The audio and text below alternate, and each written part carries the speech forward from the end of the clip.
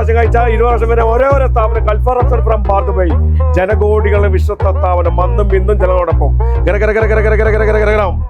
Hello banana സാക്കിത്തോറൻ മറവിയ Koya Koya പർവ്വത സാമ്പാർ പാനിപൂരി ദേപൂരി ബേൽപൂരി സേപൂരി മസാലപൂരി. ഇവിടെ ചില്ലറയൊന്നുമല്ല, 30,000 സമൂസയാണ് റമദാൻ നാളുകളിൽ മാത്രം ചിലവായി പോകുന്നത്. യാത്ര തുടരുകയാണ്.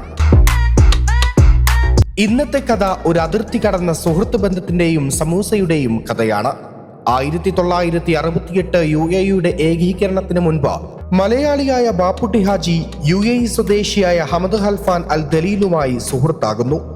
1968 ബാപ്പുട്ടി ഹാജി തന്റെ സമൂസക്കടയ്ക്ക് ബർദുബായിലെ ഗ്രാൻഡ് സൂക്കിൽ തുടക്കം കുറിച്ചു. ഹമദ് ഖൽഫാൻ ബാപ്പുട്ടിയോടൊപ്പം മണിക്കൂറുകളോളം ഇവിടെ ചെലവഴിച്ചിരുന്നു. അദ്ദേഹത്തിന്റെ നാമമാണ് ഈ സ്ഥാപനത്തിന് നൽകിയത്, ഹമദ് ഖൽഫാൻ അൽ ദലീൽ റെസ്റ്റോറന്റ്. ഒരു വാപ്പാരൊക്കെ മറ്റും മോനാണ് കൊണ്ടെടുക്കുന്നത്.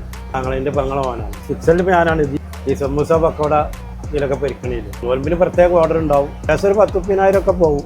എൻ്റെ പേര് മുസ്തഫ. നാട്ടിൽ ഞങ്ങൾ മലപ്പുറം, തിരൂർ, പകരം. ഇപ്പോൾ അവർ ഇവരുടെ സമൂസയിൽ പ്രശസ്തരാണ്. കൂടാതെ റമദാനിൽ മാത്രം പ്രതിദിനം 30,000 സമൂസ വിൽക്കപ്പെടുന്നു.